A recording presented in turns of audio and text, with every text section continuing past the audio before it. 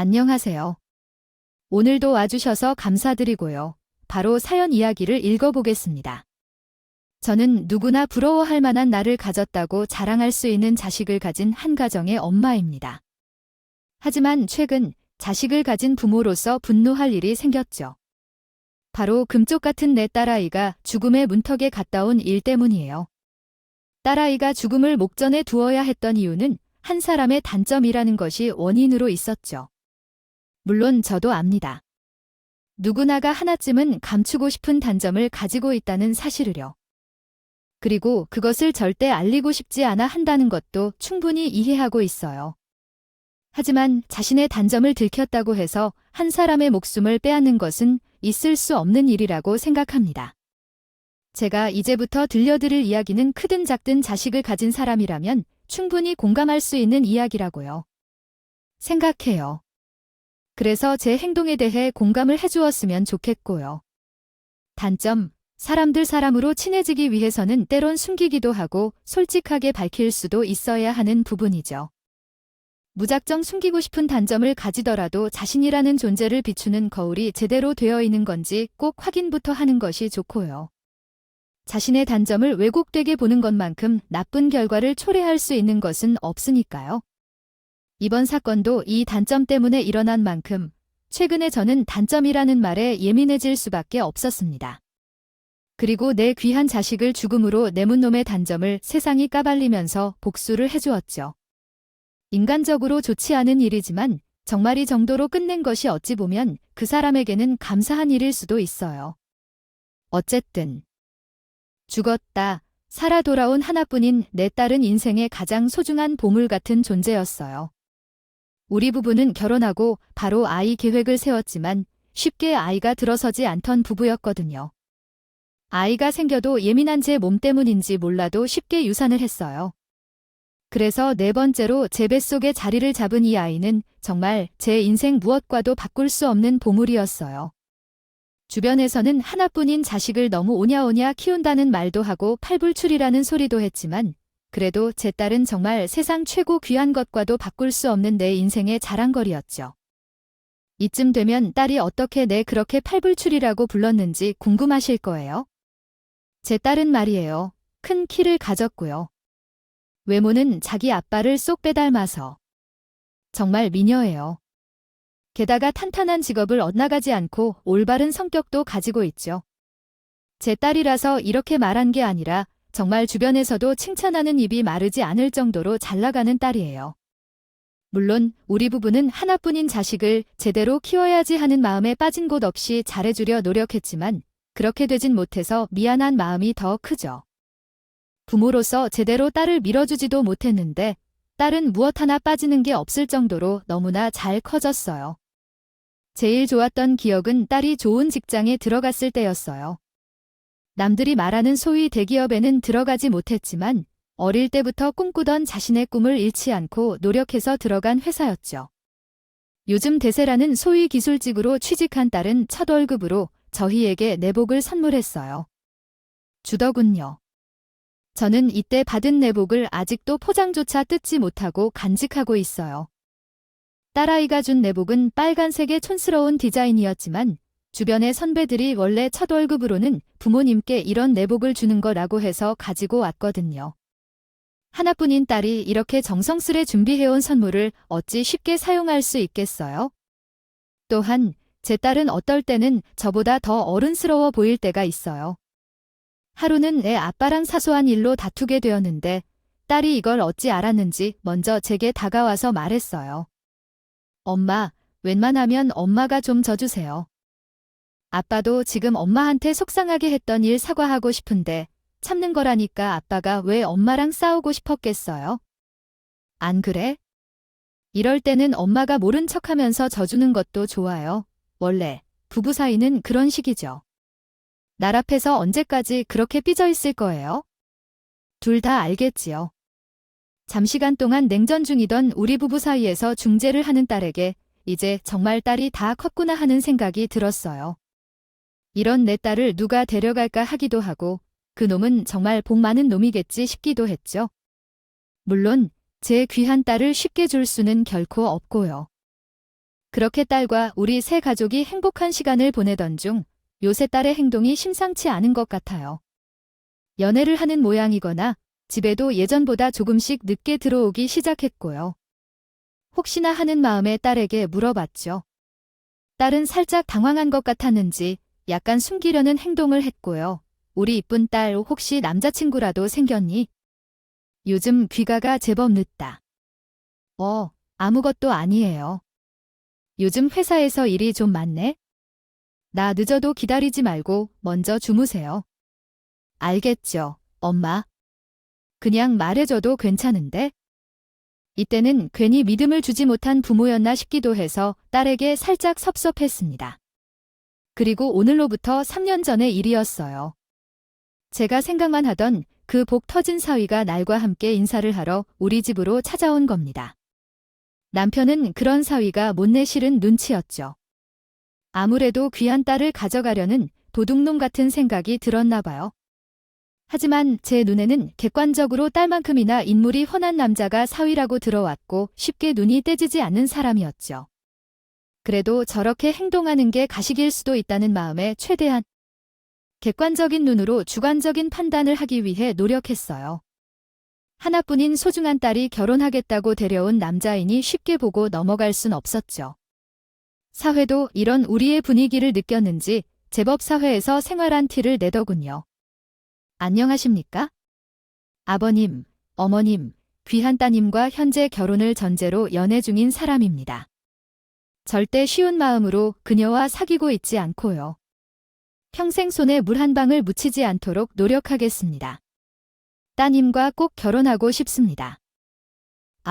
이거 어떡해. 평생 물 한 방울도 아무렇지 않게 살게 해줄 수 있는가? 아니 내 딸은 씻지도 말라는 소린가? 언짢게 보이는 남편의 표정에도 불구하고 사위라는 사람은 아주 씩씩하게 내 딸아이가 제일 좋다며 평생 아껴주겠다고 큰 소리로 말하더군요. 저도 내 딸 정도면 어디 내놔도 고개 빳빳이 들고 다닐 수 있다 생각했는데 사위도 그에 못지않은 사람을 데려왔더군요. 단점을 정말 찾기 힘든 청년이었어요. 가벼운 인사를 끝낸 우리는 일단 집에서 식사를 하기로 했죠. 딸이 미리 집에 인사를 오겠다 제게 말해주었으니 저도 가벼운 식사 준비를 해두었거든요. 우리 남편은 말이에요. 다른 건 몰라도 식사 예절에는 아주 엄격한 사람이거든요. 식사 중에 식기 소리를 크게 낸다든지 쩝쩝거리면서 음식을 먹는 사람을 치를 떨면서 싫어하는 양반이에요. 그런데 청년이 어떻게 알았는지 남편의 마음에 쏙 드는 식사 예절을 보여주지 않겠어요. 내 딸이 귀띔은 해주었겠지만 평소 습관이란 게 있을 텐데도 이렇게 바른 모습을 보여주니 남편의 문도합니다. 조금씩 열려가는 것이 보이더군요. 그래서 더욱 흐뭇한 마음이 들었던 것 같아요. 여전히 앞에서는 우리 딸 쉽게 못 내준다는 듯한 행동을 했지만 후식을 먹으면서 사위와 좀 더 진중한 이야기를 하게 되었는데 사위의 한마디가 제 가슴에 심금을 울렸습니다. 어머님, 저 절대 쉽게 이 사람과 결혼하겠다고 말 꺼내는 거 아닙니다. 일단 저희 결혼 말고 하나 더 허락해 주셔야 할 일이 있어요. 제가 옆에서 지켜본 바로는 이 사람의 재능이 너무 아까워서요. 이 사람도 예전에는 그런 꿈을 꾼 적이 있다고 했고, 그래서 결혼 후에는 해외에 나가서 이곳보다 더 큰 곳에서 이 사람이 지금까지 못 이룬 꿈을 제가 도와주고 싶습니다. 허락해 주십시오. 진중하면서도 단호한 태도의 사위. 사위의 말은 사실이죠. 저도 항상 생각하고 있던 일이었어요. 나름의. 항상 말로는 꿈은 잊지 않고 계속 꾸는 것이 좋다고 했지만 현실적으로는 지금 우리 가족의 상황에 맞춰서 살기 위해 본인이 정말 꿈꾸던 것은 뒤로 하고 있었거든요. 대학도 물론 좋은 곳을 나왔지만 당시 성적으로 더 좋은 대학에 갈 수 있었어요. 그런데 우리들의 경제 상황을 알고 있던 딸은 더 좋은 대학보다는 일부러 등록금이 낮은 곳으로 골라갔죠. 또 졸업하고도 중소기업에 지원했는데 그 이유가 대기업에 가기 위해서는 얼마나 시간이 걸릴지 모른다는 거였어요.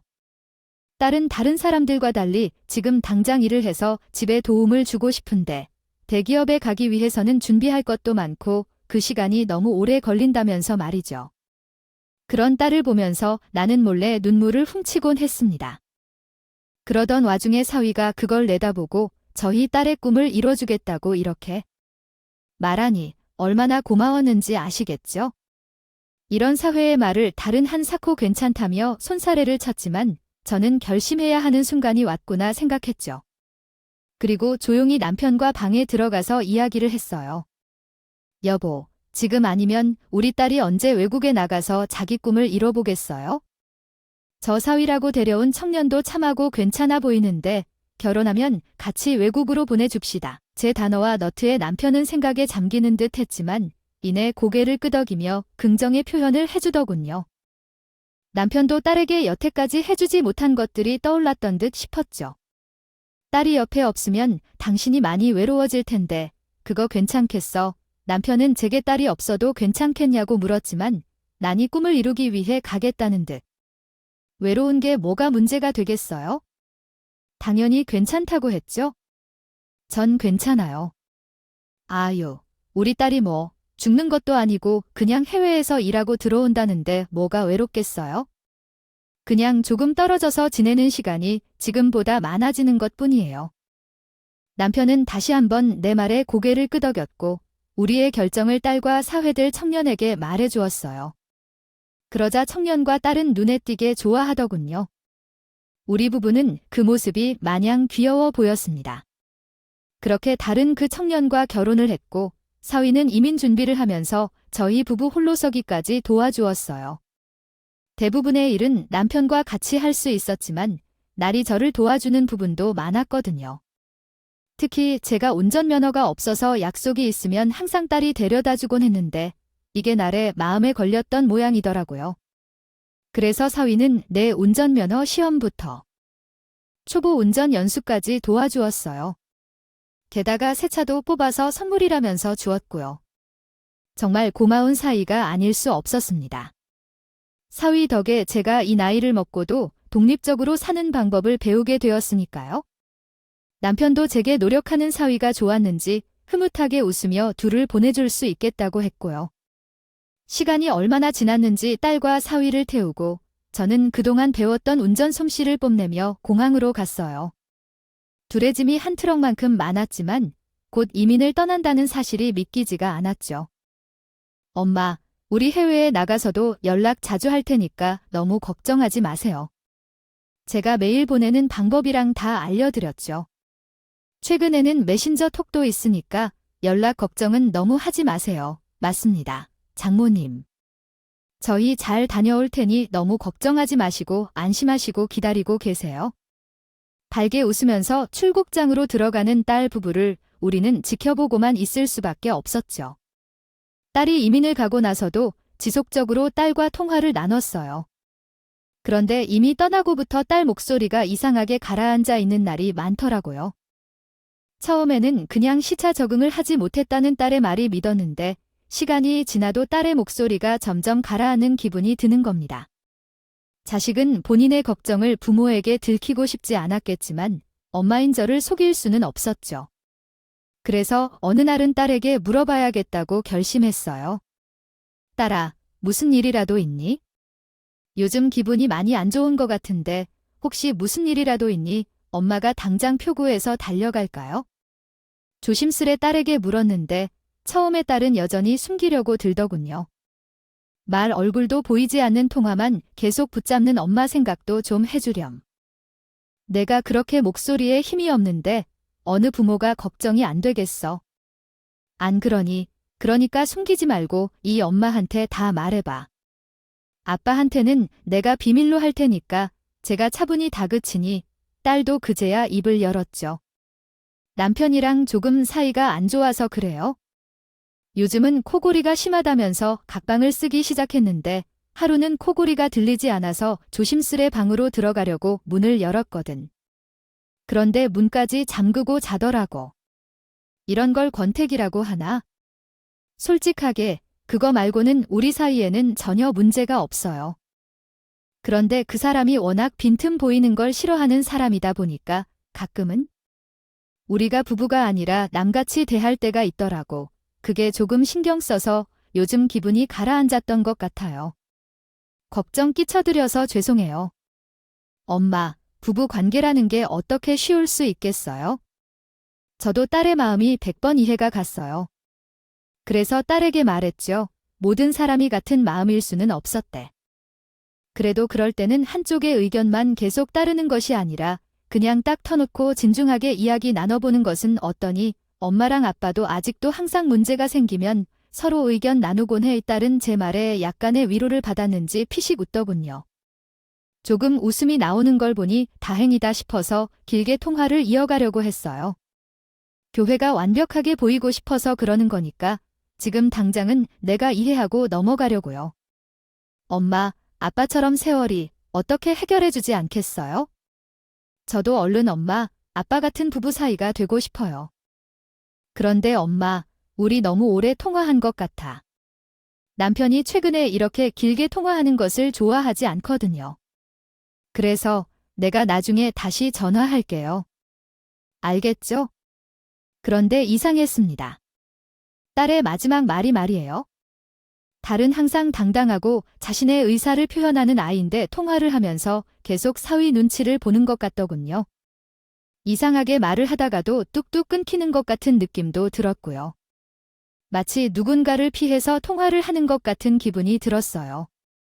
그러다가 다른 사위가 부른다면서 평소보다 더 일찍 통화를 종료하더군요. 이날은 딸의 속마음을 들은 날이기도 했지만 마치 날이 아니라 딸 목소리만 가진 로봇이랑 대화하는 듯한 기분이었어요. 기분도 들었어요. 그래서 더 의심쩍기도 하고 마음이 찝찝한 날이기도 했죠.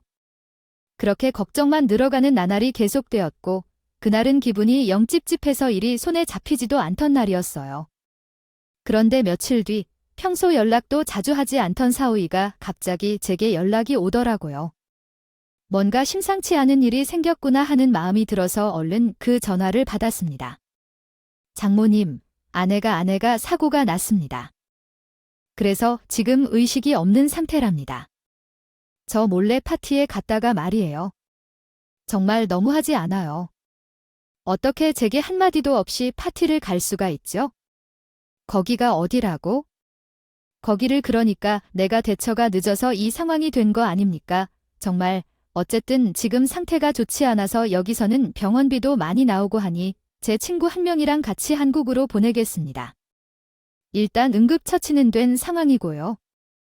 아마 한국 병원에서 더 자세하게 증상을 알려드릴 테니 사위는 우리 집에 찾아왔던 그 사근한 말투는 어디로 간 건지 자기 할 말만 툭 하고 끊는 겁니다. 그 와중에 우리 딸이 파티를 갔다가 사고가 나서 의식이 없다고 하니 저는 정신이 하나도 없었어요. 그런데 사위의 행동이 너무 화가 나는 거예요.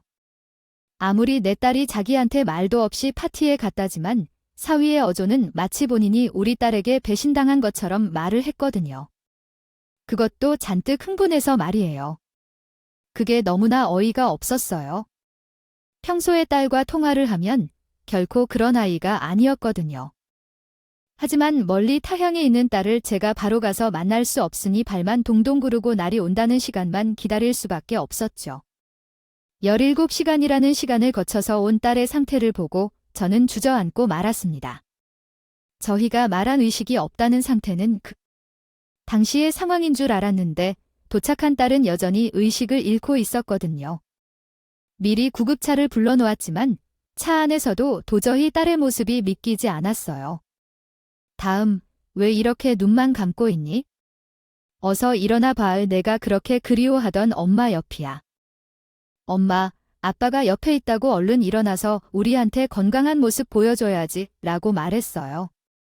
의식을 잃은 딸을 붙잡고서 제가 아이언 실색을 하니 남편도 저를 달래주었죠. 남편의 속도 말이 아니었을 텐데 말이에요.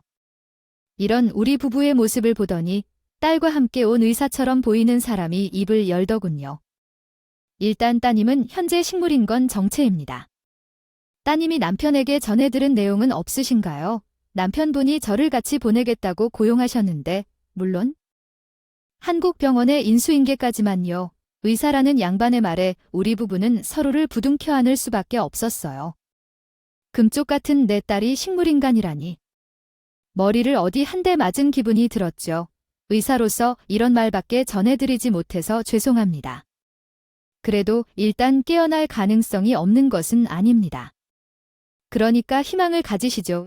그 의사의 작은 가능성이 있다는 말에 우리 부부는 눈물을 흘리면서 하늘에 감사했어요. 그런데 그때 사위라는 놈에게서 연락이 오더군요. 장모님, 아내 잘 도착했습니까? 상태 별로 나쁜 데 없죠? 여기서도 그냥 의식만 잃었지? 그게 왜 저는 없는 상태라고 하던데? 아니, 그러게 왜 혼자서 아무 말 없이 나가서 사고를 당하고 그런답니까? 외체해서 의지할 사람은 저 하나밖에 없는데 저한테 숨기고 말이에요. 정말 이해할 수 없는 사람이라니까요. 아니요. 상황이 이 지경인데도 잘잘못을 따지고 듣는 사위 속에서는 천불이 나더군요. 그래서 사위에게 못된 말이 나올 수밖에 없었죠. 자, 내가 지금 잘못 따질 땐가 사람 하나가 정신을 잃고 식물인간이 되었어. 어떻게 이 상황에서 그렇게 내 잘못남 잘못을 따질 수가 있나? 우리가 이러려고 자네에게 우리 귀한 딸을 맡겼어. 당장 사내도 짐 싸 들고 들어오게. 일단 들어와서 얼굴 보고 이야기하지. 사위는 제일 큰 소리에도 자기는 잘못한 게 없다는 듯이 제 말에 답하더군요. 장모님 마음만 믿어 아는데요. 그런데 잘잘못은 일단 따지고 봐야죠. 일단 알겠습니다. 그래도 지금 하는 일이 있으니까 이것만 마무리하고 한국 들어가겠습니다. 아무리 그래도 일을 내팽개치고 갈 순 없잖아요. 또 자기 말만 하고 전화를 끊는 사위. 이런 사람에게 내 딸이 맡겼더니 사람을 잘못 본 내 잘못이 너무 크다는 생각이 들더군요. 2년 만에 다시 본 의식 없는 딸 어떻게 키운 딸인데 가만히 누워있는 딸의 몸을 주무르며 근육이 상하지 않게 해주는 것이 제 최선이었죠. 그런데 사위라는 놈은 자기 부인이라는 사람이 생사를 오가고 있는 이보다 더 중요한 일이 어디 있다고 일 핑계를 대는지 정말 화가 났어요. 그래서 주기적으로 사위에게 연락을 했지만 사위는 전화를 할 때마다 이 핑계에 저 핑계를 대면서 곧 가겠다는 약속만 계속하더군요. 이쯤 되니 내가 사기꾼에게 내 딸이 맡긴 것은 아닌가 싶은 생각도 들었어요. 그러다 어느 날 새벽, 그날도 여전히 딸 손을 닫고 주물러주고 있었어요. 그런데 까딱하는 반응을 보이는 겁니다. 저는 놀란 마음에요. 얼른 너스코를 불렀지만 도착한 의사는 원래 그런 반응들이 있을 수 있다며 가볍게 이야기하고 넘어가려고 하는 거예요. 제 화난 표정을 보자 의사는 그래도 반응이 있다는 것은 좋은 징조라며 다음에 다시 반응이 오면 지금처럼 너스코를 불러달라고 하더군요. 어찌되었든 딸에게서 온 반응에 그날은 정말 눈물바람으로 하루를 보냈던 것 같아요. 이후 3주 정도가 지났을 무렵 딸의 의식이 돌아왔습니다. 저는 너무 놀란 마음에 일단 간호사를 부르기 위해 달려갔고 딸은 깨어나자마자 제 모습을 보더니 뭔가 말을 하려고 계속 뻐끔뻐끔 입만 벌리더군요. 하지만 오랜 기간을 누워 지내기에 말은 바로 나오지 않았고 의사나 간호사도 지금은 무리하지 말라며 나를 말렸습니다. 물론 저도 깨어난 딸의 몸이 상하기라도 할까 싶어 딸을 말렸고요. 하지만 딸은 힘드니 말하지 말라는 말에도 이 말만은 절대 해야겠다는 의지를 보이면서 말을 꺼냈어요. 엄마가 얼른 도망쳐가 소리를 내고는 불안한지 연신 눈으로 양옆으로 굴리면서 뭔가를 찾는 듯 했어요. 저는 딸의 모습에서 한눈에 누구를 찾는지 알았죠. 혹시 니나 한편 찾는 거니? 지금 이 자리에 없으니까 안심해라. 아직 외국에서 한국으로 들어오지 않았어. 어쩜 그리 무정한 남편이 있다니 내가 다 속상하다. 정말 다시 떠오른 사위의 결심함에 큰 소리가 입에서 튀어나왔지만 제 손길은 딸 등에 머무르고 있었죠. 두려워하는 딸을 달래주기 위해서 등을 쓸어주며 계속해서 사위는 한국에 없다는 말만 조용히 을조렸습니다. 이렇게 달래주니 딸은 그제야 진정하는 모습을 보였고 딸의 모습에 저는 둘 사이에 절대로 무슨 일이 있었다는 걸 알 수 있었죠. 며칠 뒤 차츰 회복하는 모습을 보이던 딸에게 저는 충격적인 이야기를 들었어요. 엄마, 사실은 그의 말이에요. 한 가지 사실을 속이고 저를 만났더라고요. 그이가 사실은 대머리였어요. 사위의 남몰래 숨겨온 치부, 바로 대머리라는 것이었죠. 사실 제 나이쯤 되면 대머리가 무슨 상관이냐는 생각도 들었지만 일단 딸의 말을 끊지 않고 계속 듣기로 했어요. 나도 알아. 요즘 사람들이 대머리를 얼마나 싫어하는지. 그런데 난 아니잖아요. 제게 말을 해보지도 않고 해외 나가자마자 각방부터 쓰자고 하더라고요.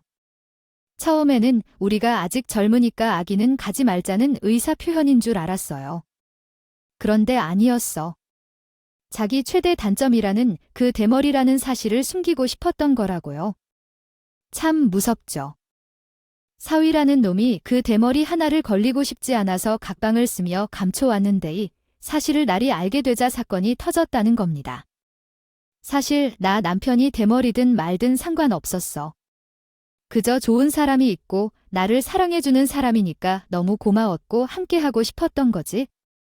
그래서 내가 먼저 말을 꺼냈어. 자기 대머리였냐고 왜 말을 안 해줬냐고 말이야. 그런데 그날부터 남편 태도가 싹 변하기 시작하는 거예요. 처음에는 내가 예민한가 싶었어. 그런데 깨닫기 시작하자 변한 남편의 태도가 눈에 보이기 시작하더라고. 어느 날은 있지 내가 밥을 먹으면서 입에 묻은 밥풀을 떼주면서 웃었거든. 그런 모습이 귀여워 보였어. 그런데 남편이 뭘 오해했는지 모르겠지만 자꾸 내가 대머리라서 비웃네. 너 웃지 마라 이런 식으로 나한테 강요하기 시작했어. 딸의 말을 듣는 내내 도저히 사위를 이해할 수 없더군요. 그리고 어느 날은 친구를 만나고 오는 길이었는데 나도 사회생활이라는 곳이 있는데 친구 하나 없이 생활할 순 없잖아. 그래서 남편에게 말을 하고 집에 들어왔는데 대문 앞에서 나한테 그러는 거야? 대머리 아닌 놈이 더 좋냐면서 아주 집에 있는 물건을 다 때려 부술 것처럼 던지고 그랬는데 그게 너무 무서워서 그 뒤로는 남편에게 말도 못 꺼내고 친구랑 만나러 나가지도 못하겠더라고. 심지어 엄마하고 통화하는 것도 내가 하지 못하게 되었어요. 자기 비밀을 엄마한테 말하나 싶어서 옆에서 감시하고 그랬어. 어처구니가 없었죠. 대머리, 그 뭐라고 이렇게까지 사람을 감시하고 관계를 단절시키고 할 일인지 말이에요. 사위의 행동은 제게는 정말 이해할 수 없는 행동이었어요. 물론 우리 딸에게도 말이죠. 여기까지 했으면 나도 어느 정도는 남편에게 맞춰주면서 서로의 타협점을 찾자고 이야기라도 꺼내봤을 거예요. 정말 충격적인 건 뭔지 알아? 그 사람, 나한테 이발기를 들고 오면서 내 머리도 다 밀어버리겠다고 하더라고. 나도 자기 마음을 알아야 한다. 나 뭐라나. 그때 느꼈어. 이 사람은 정말 같이 살 수 없는 사람이구나 하고 딸의 말을 계속 듣다가 이 대목에서는 저도 도저히 화를 참을 수 없었어요. 감히 내 딸의 머리를 자기가 뭔데 깎으려고 들었는지 무심결에 주먹까지 쥐어주더군요. 그리고 더 놀라운 사실도 있었습니다. 그래서 나 그에게서 도망치려고 했어? 다시 한국으로 돌아오려고 준비했어? 그런데 그걸 어떻게 알았는지 그날부터 나를 아무데도 못 나가게 방에 가두더라고. 처음엔 이게 장난인 줄 알았지? 설마 나를 가두고 있는 방문을 장갑겠어 싶었거든. 그렇게 며칠이나 방에 갇혀서 아무것도 못하는 매일이 반복되다 보니까 사람이 정신이 나가더라고. 그래서 호흡곤란이 왔고 내가 분명 방 밖으로 숨이 잘 안 쉬어진다고 소리까지 쳤는데도 그 인간은 문을 열어주지 않았어. 그리고 깨어나니 엄마가 눈앞에 있었고 그 사람 정말 무서운 사람이야. 엄마, 도망가야 해. 우리 사위라는 놈은 정말 머리털만 없는 게 아니라 인간이 덜 된 놈이었죠. 딸은 말을 마치고 사위가 무섭다고 빨리 도망가야 한다고 말하는데 그걸 보는 제 심정은 오죽했을까요? 저는 당장의 사위를 한국에 부르기로 결심했어요. 사위를 부르기 위해서 저는 연극도 마다하지 않았어요. 알면 소리를 내면서 사위에게 전화를 걸었고 사위도 이제 더 미룰 수는 없다 생각했는지 잘겠다 하면서 한국에 곧 올 테니까 하더군요. 이 망할 놈이 속 깊은 내 딸을 데려다가 이런 짓을 벌인 것, 저는 도저히 용서할 수 없었습니다. 장모님이 그렇게까지 말씀하시면 일단 한국에 들어가야죠. 아, 그럼 제가 티켓 예매하고 일정 다시 알려드릴게요. 이제는 자기도 마음 정리가 좀 된 모양인지 정상인처럼 제게 능청스럽게 말하더군요. 며칠 뒤에 오겠다는 약속을 한 사위의 말에 맞춰 우리 부부는 사위가 한국에 오던 날 공항에 직접 마중 나가서 기다리고 있었어요. 그때의 심정으로는 당장 사위의 가발을 잡아채서 그 자리에서 개망신을 주고 싶었지만 제가 목표로 하는 날은 사위의 귀국날이 아니었기에 가발로 향하는 손을 부여잡으며 참을 수밖에 없었죠. 물론 남편에게도 냉기가 흘렀고요. 사위는 긴 비행에 지친 상태여서 그런지 우리가 하는 말을 고분고분 듣더군요. 사위, 비행이 길어서 힘들었지? 일단 우리 집에 가서 하루 푹 쉬었다가. 나한테 우리랑 함께 값세 자네도 사람인데 좀 쉬어야지. 감사합니다. 장모님. 사실 저도 일이 어찌나 많았는지 그거 처리하고 오느라 죽는 줄 알았습니다. 저흰 사위를 데리고 우리 집으로 향했고 딸이 처방받은 약이 들어있던 자모는 약 2알을 음료수에 타서 건넸어요. 사위는 아무런 의심도 없이 우리가 주는 음료를 덥석 받아서 마시더군요. 저는 속으로 생각했습니다. 요놈, 푹 자고 일어나기만 해봐라. 이제니 치부를 온 세상이 다 알게 될 것이다. 하면서 말이죠. 약의 효과가 제법 좋아하는지 깊은 잠에 빠진 사위는 쉽게 깨어나지 않았고 우리는 그 틈에 사위의 가발을 싹 벗겨서 방을 나왔습니다. 그리고 침대마대는 치렁치렁한 여자 가발 2개를 놓고서 말이죠. 또 혹시나 발뺌을 할지 모르니 증거로 사진을 몇 장 찍어두었어요. 몇 시간 뒤 잠에서 깨어난 사위는 당황했는지 악을 쓰면서 우리에게 전화를 하더군요. 이게 도대체 무슨 짓입니까? 장모님 사람이 잠든 사이에 어떻게 이럴 수가 있어요? 당장 제 가발 돌려주세요.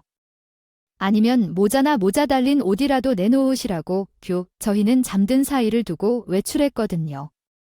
거기에 후드티나 모자 같은 것들은 싹 다 들고 나왔으니 집에 머리를 가릴 수 있는 거라고는 우리가 준비해둔 여자 가발 2개밖에 없었죠.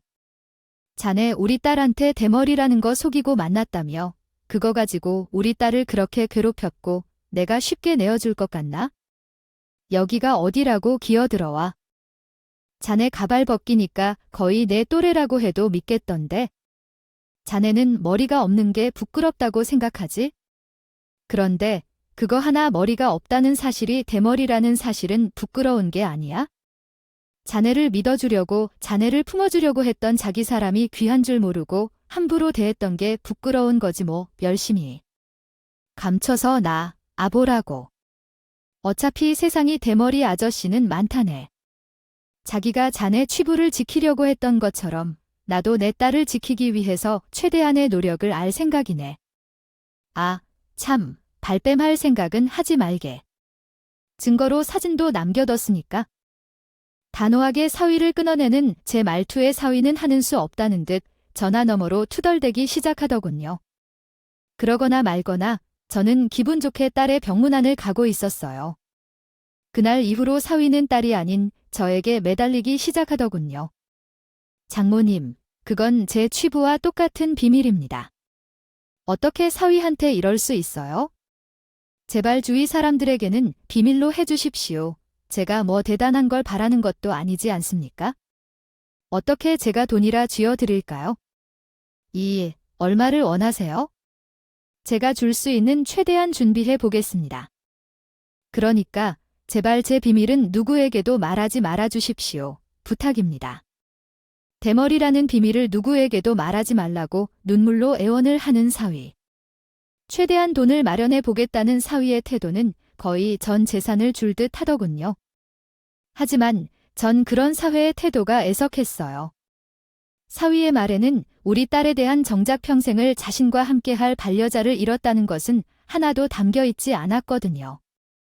딸이 비록 대한민국을 대표하는 무슨 대단한 사람은 아니지만 사위라는 놈을 이해하겠다고 생각했던 아이인데 고맙게도 굴러들어온 복을 채 가지는 못할 망정 제 발로 차버리는구나 싶었죠. 내가 왜 자네의 비밀을 지켜줘야 한다고 생각하나? 그리고 지금 자네가 잃어버리고 지우고 싶은 과거는 비밀을 들켰다는 그거 하나뿐인가? 자네를 이해하기 위해서 노력한 내 딸은 아예 생각도 안 하는 거냐고. 자네가 이런 사람인 줄은 몰랐네? 도대체 나와 내 남편이 뭘 믿고 자네를 믿겠다고 생각한 건지 더 이상. 자, 내랑은 할 말이 없네. 그냥 이대로 우리 앞에서 그리고 딸의 인생에서 이만 나가주게. 제 단어 한 말에도 사위라는 놈은 자신이 대머리라는 사실이 못내 걸렸는지 우물쭈물하면서 자리를 지키고 있는 겁니다. 거기에 전화가 나서 더 큰 소리로 말했죠. 지금 자한의 태도를 보니까 내가 말한 잘못들 고칠 생각은 전혀 없구먼. 그래, 그렇다면 나도 어쩔 수 없지? 자네, 그 머리 가발로 평생 잘 감추고 살아보게. 언제 들킬지 모르고 조마조마한 상태로 말이야. 내가 이 사실을 알고 있으니 자네가 더 이상 우리 딸을 괴롭히는 일은 없어야겠지? 나도 이렇게 담보를 하나 가지고 있어야 자네라는 사람을 믿을 수 있지 않겠나? 사회는 그 자리에서 알겠다고 그렇게 하겠노라 답하고 우리 가족의 앞에서 모습을 감췄어요. 저는 나를 죽음의 문턱까지 데려간 그 남자를 용서할 마음에 아직까지도 전혀 들지 않습니다.